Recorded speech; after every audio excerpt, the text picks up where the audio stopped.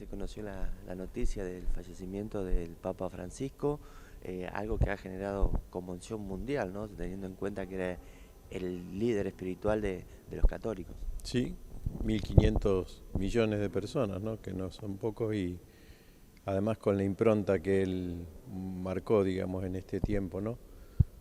Como quiso desde su magisterio y de sus gestos sobre todo, ¿no? Mostrarse como aquel que abría la iglesia al amor y al amor de cada persona y de todas las personas, ¿no? Cuando decía en Colombia hace poquito a todos los jóvenes les hacía repetir, la iglesia es para todos, todos, todos, ¿no? Y qué lindo que, sobre todo con sus gestos y también con sus palabras, nos mostró este camino, ¿no? De la misericordia, del estar más cerca del que sufre, de acoger al que es diferente. ¿eh? El otro día estaba escuchando una conferencia con los obispos, no me acuerdo de qué país eran, pero les decía, dice, bueno, miren, recibamos a todos, después cuando están adentro vemos cómo los acompañamos, decía, ¿no? Pero que no quede nadie afuera, ¿no? Y fue su legado, ¿no? Y otro legado muy grande fue su alegría, ¿no? A mí me tocó vivir con él 2 años en Roma, ¿no? Mientras estudiaba. Gracias a él pude estudiar también, ¿no? Y vivir en una parroquia muy cerquita del Vaticano. Y siempre se lo veía con una sonrisa, con una palabra linda. Invitó a la alegría, ¿no? Que él la vivió, ¿no? ¿Qué años compartió con él? Desde el septiembre del 14 a octubre del 16. Y como usted decía, ¿no? Un cambio grande, una transformación grande desde la llegada de él como pontífice. Sí, yo creo que bueno, desde el Concilio Vaticano II la Iglesia va abriéndose al diálogo con el mundo y con un estilo así, podemos decir, de escucha, de apertura, ¿no? Pero bueno, cada papa le fue dando su impronta, pero Francisco como que dio un giro más grande a esta manera de ser iglesia, ¿no? Otra cosa que se notaba mucho allí viviendo en Roma era cómo él había transformado, digamos, la estructura de la curia vaticana, ¿no?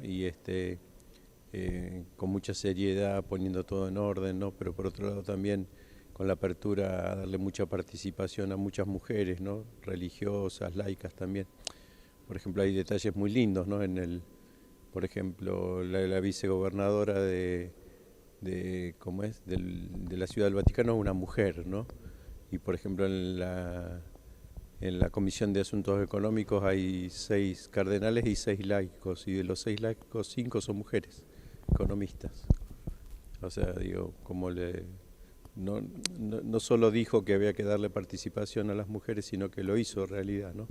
Y ya hay una religiosa que está al cargo de un dicasterio, que son los ministerios del Papa, y una religiosa que está a cargo del dicasterio para los religiosos, ¿no? Y parecía como una señal, padre, ¿no? Lo que ocurrió el fin de semana previo al deceso, por lo que había realizado, ¿no? Por lo que había sido Pascuas, bueno, había hecho diferentes actividades como quizás una despedida. Sí, y hubo gestos que marcaron todo su pontificado en esos últimos días, porque fíjense que por un lado quiso bendecir al pueblo en la Pascua y participó de esa Pascua también paseando con el papamóvil por la plaza, cosa que le agradeció, terminó diciendo, le dijo al enfermero, gracias que me trajiste hoy a la plaza, ¿no? El día antes de morir. Pero el día anterior había ido a la cárcel también, a visitar los presos, ¿no? Y no solo que había ido a visitar los presos, sino que los últimos pesos que él tenía en su cuenta los donó a la cárcel ese día. Se quedó con $100 nada más, que es todo lo que le quedó, ¿no? Pero interesantísimo porque, bueno, fueron sus últimos gestos como diciendo, bueno, así viví, austero, así estuve cerca siempre de los que más sufren, ¿no? Y un gesto muy lindo también cuando en su velatorio, al principio a San Pedro entraron los cardenales, digamos, ¿no? Y solamente, y después, bueno, fue entrando los cardenales, después los obispos y así, un orden de prelatura hasta que después entró el pueblo. Pero entre los cardenales entró una monjita, y era la monja que es una monjita argentina que ahora vive hace 20 y pico años en Roma, y ella vive en un circo, va andando con el circo de un lado para otro, y recibe a todos los LGTB. Y los llevaba siempre a la audiencia del Papa y el Papa la recibía con mucho cariño, la quería mucho. Bueno, y esta amiga suya se coló entre los cardenales para ir a saludarlo y nadie le dijo nada, por supuesto, porque todos sabían quién era, ¿no? Bien, yo digo, cómo todos estos gestos y eso van marcando un estilo pastoral, ¿no? Que la Iglesia seguramente va a continuar. O sea, el legado de Francisco es muy grande, ¿no? Y qué lindo que nosotros lo reconozcamos porque, bueno, es uno de los nuestros, ¿no? Que sufrió mucho también porque, bueno, tuvo que sufrir también por parte de muchos del país desprecios y injustos dichos también, digo yo, ¿no? Por ahí la deuda pendiente, padre, fue la visita como Papa a Argentina. Sí, pero nunca dejó de estar acá, ¿eh? O sea, en ese sentido yo digo, él siempre estuvo presente y preocupado, ¿no? Digamos, si en su momento no pudo venir, no creo que no haya sido porque no quiso, sino porque vio que no era bueno o no era lo mejor. Y por otro lado, bueno, también en sus viajes, si lo vemos, y eso es un signo, las opciones de sus viajes fueron siempre ir a los lugares marginales, ¿no? Qué sé yo, el Papa no fue a España, por ejemplo, por decirlo, y fue primero a África, ¿no? Y fue a los lugares más pobres del planeta, digamos, ¿no? Entonces eso también, a Papúa Guinea, por ejemplo. Entonces el viaje más largo que hizo fue ese, y bueno, fue a los más pobres de los pobres, ¿no? Digamos, entonces también un modo de mostrar que la Iglesia quiere abrazar a todos, ¿no? Y bueno, y ahora se inicia un proceso de renovación y también, bueno, ya hay diferentes postulantes donde, bueno, ya no hay un argentino. 4. ¿4 hay? Sí, que pueden ser papas como este. No tenía el dato. Sí, sí, sí. Y hay cerca de 14, creo, en total, 14 qué. postulantes. No, eso que hay postulantes son especulaciones nomás. A ver, pero digamos, hay un dicho en broma que dicen que el que entra papa sale cardenal, como diciendo, si es candidato no se lo elige. Y de hecho ha pasado en todas las últimas elecciones, digamos, ¿no? Bueno, quizá el que entró medio como candidato fue Ratzinger y salió como papa, ¿no? Pero el resto no, al contrario, nunca se pensó ni en Juan XXIII ni en Pablo VI, tampoco en Juan Pablo II, menos que menos, por un hombre joven y polaco, así que nadie pensaba que un polaco iba a ser papa, y lo mismo pasó con Francisco, digamos, ¿no? Entonces, decir, después los cardenales nos pueden sorprender, digamos, ¿no?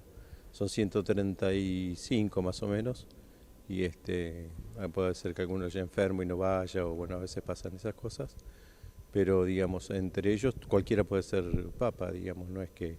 Entonces, que eso de los candidatos son especulaciones nomás, y a veces cosas que se dicen, pero generalmente nos ha sorprendido el Espíritu Santo en elegir al que menos se piensa, ¿no? ¿Y cuánto tiempo puede demorar? Eso no se sabe tampoco. Mira, en general siempre se espera que pase la misa exequial, que es el sábado. Seguramente que el lunes ya se empieza a convocar lo que se llama el precónclave. Los cardenales se reúnen, es muy lindo eso, porque a dialogar primero, todos los cardenales, los que votan y los que no, son 200 y pico en todo el mundo. Y porque con más de 80 años los cardenales ya no son parte del cónclave.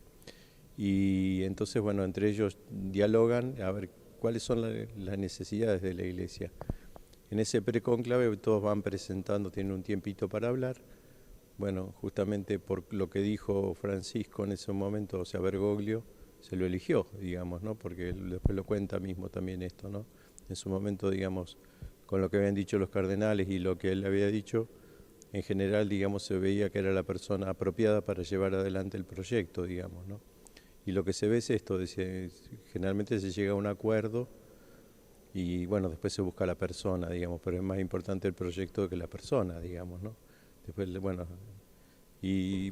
entonces, y entre el 5 de mayo y el 10 de mayo comienza el cónclave. Entonces, ¿cómo comienza el cónclave? Les cuento. Los los cardenales, los 140, van a vivir en Santa Marta, donde está viviendo el Papa, que es un hotelito que hizo el Papa Juan Pablo II para esto, ¿no? Se armó para eso. Pero se usa siempre durante todo el año.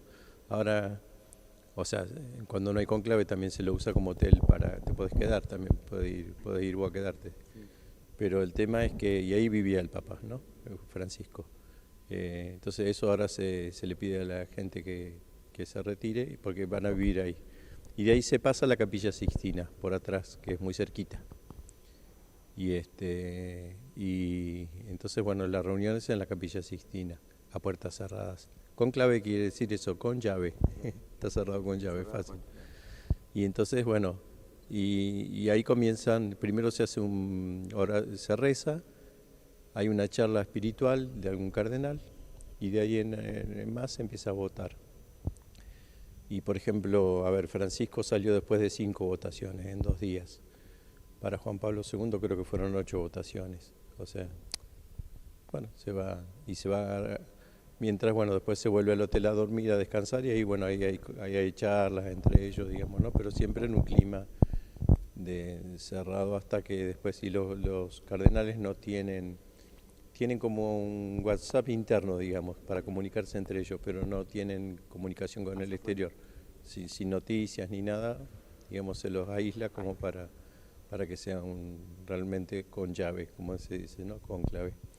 Y de ahí en más, entonces, bueno, saldrá el nuevo Papa, y una vez que sale el humo blanco, digamos, que le ponen un producto a la chimenea, la fumata. Habemos Papa, ¿no? Habemos Papa, sí, y ahí se presenta el Camarlengo, uno de los cardenales, va y presenta al nuevo Papa delante del pueblo, que lo presenta como el obispo de Roma y el pontificio universal, digamos.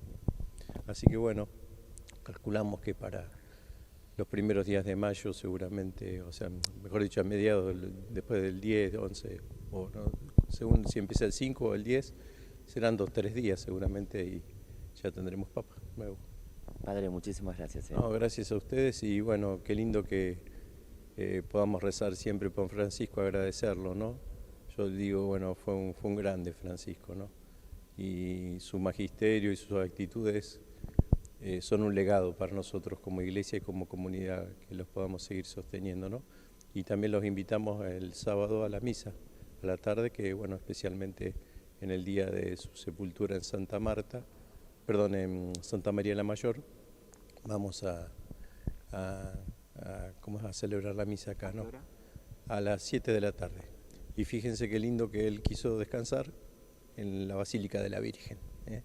Él, como muy mariano que es, de todas las basílicas, las 4 mayores, eligió descansar no donde descansa la mayoría de los papas, que es en San Pedro, sino en Santa María la Mayor, que es la Basílica de la Virgen. Gracias, Padre. A ustedes.